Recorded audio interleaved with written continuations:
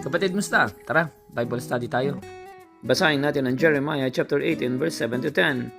If I announce that a certain nation or kingdom is to be uprooted, torn down, and destroyed, but then that nation renounces its evil ways, I will not destroy it as I had planned.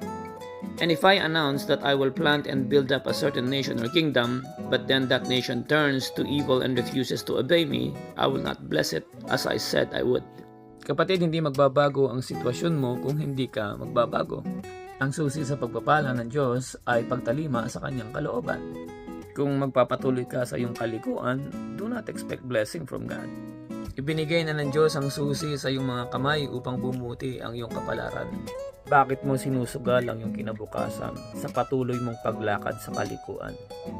Ang panahon na inilaan ng Diyos para sa iyo ay sapat upang piliin mo ang tamang pagpapasya. Kapatid, it's not too late. You can still rescue your future basta't lumakad ka sa kalooban ng Diyos sa buhay mo. Yun lamang po, mag-iingat kayo and God bless.